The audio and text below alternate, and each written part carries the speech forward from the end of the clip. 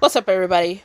How's everybody doing? So, this is CC Talk yet again, stopping in to talk a little bit further, a little bit more on this continuing talk about Kristian Alfonso's exit from Days of Our Lives. So, an interview dropped Thursday with her and Matt Cohen. He used to be on General Hospital. He did. The Entertainment Tonight online interview with her, and I must say she looked amazing.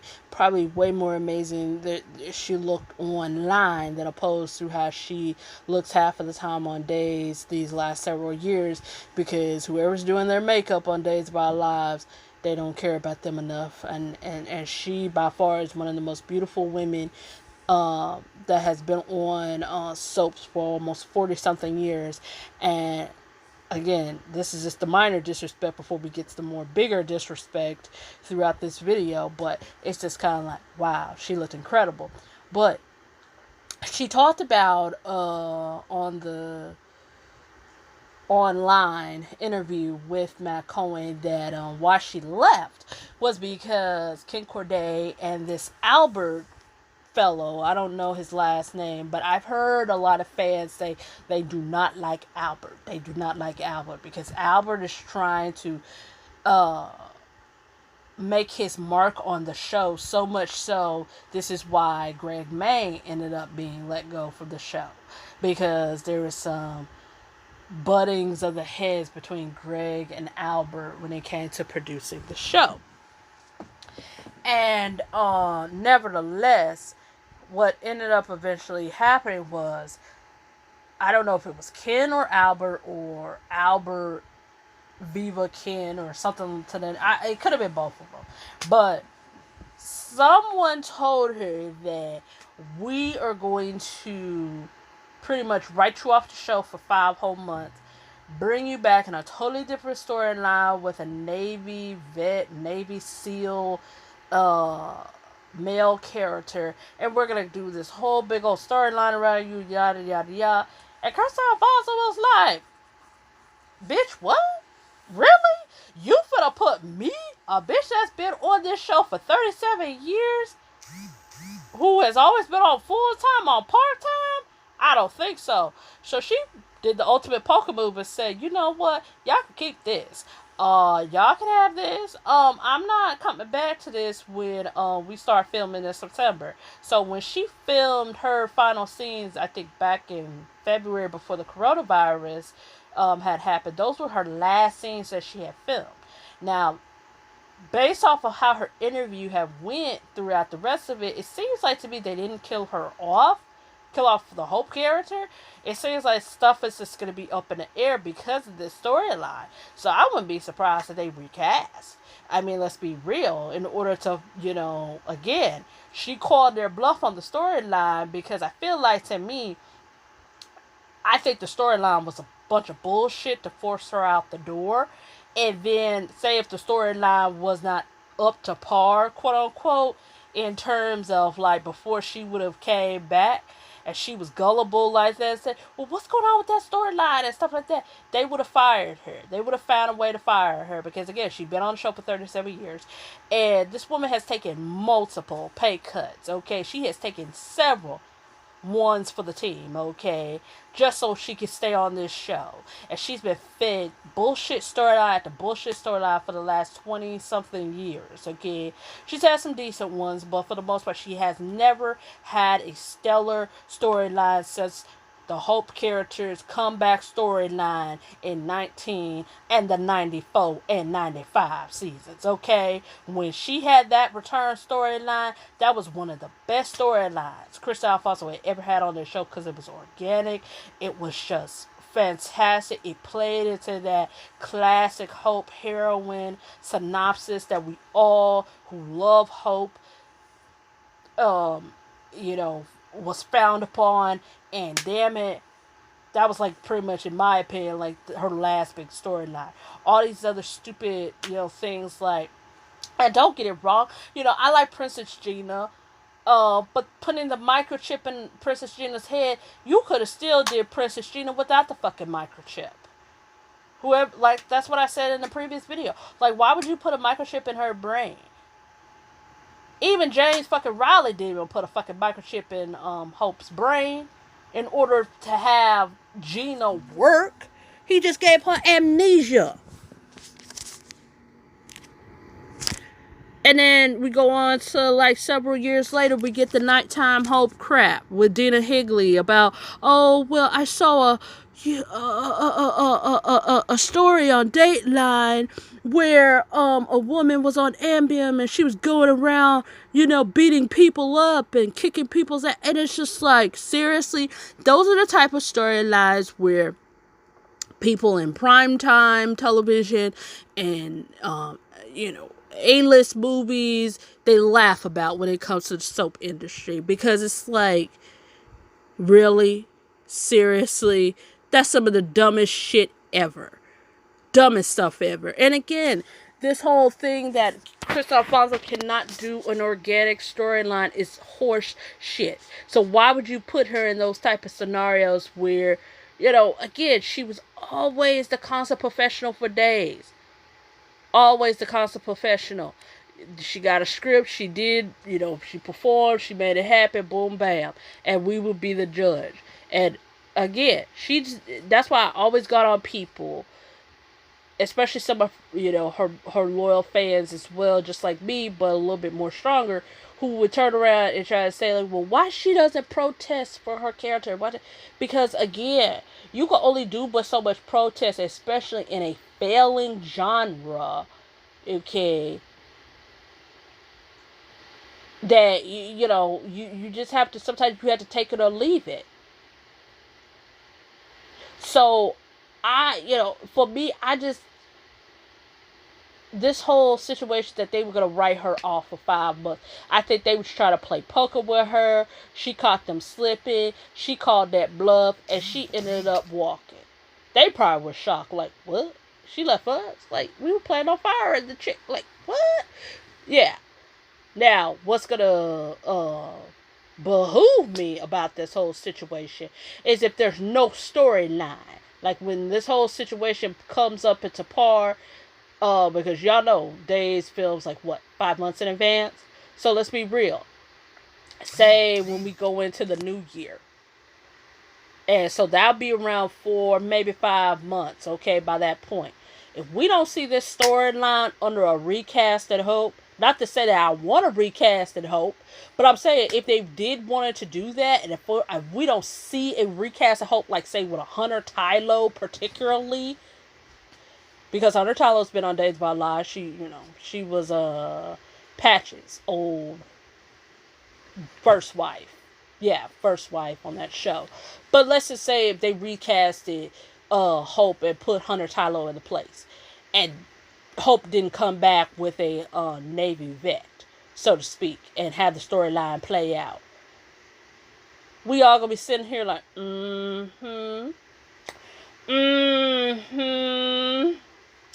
yeah, Sony. Yeah, Ken Corday. Y'all was trying to fire her on the sneaky tip, and she caught that ass red-handed.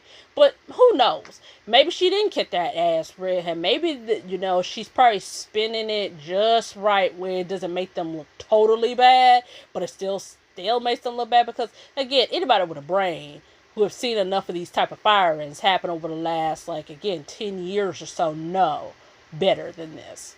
And I feel like that they wanted to get rid of her because she's been on the show for 37 years. The show is still not hitting 2 O's. They're not hitting the key demographics as they should, especially with the coronavirus still going on. And it's just kind of like, look at how many firings and walk-ins they've had over the last 8 months. Casey, Galen, Kate, Chandler, Freddie, Greg, and now Kristian. Come on now. That's a lot of cash flow that they don't cut off of their books. And it might be more. Who knows? But my point is, it's like, this show is struggling in terms of ratings, and also making sure that they pay their actors and also the people behind the scenes. And y'all know, several months back, And I think this was before everybody started to walk or get fired. Remember, they had that accident behind the scenes in the production crew, and one of the production people said that they was going to sue Corday Productions and Sony. Now, I don't know if that, went down, and this person won their settlement or what.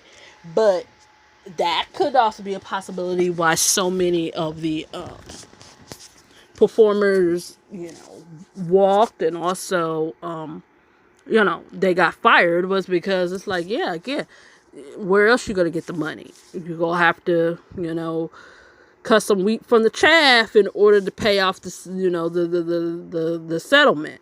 That could be it too.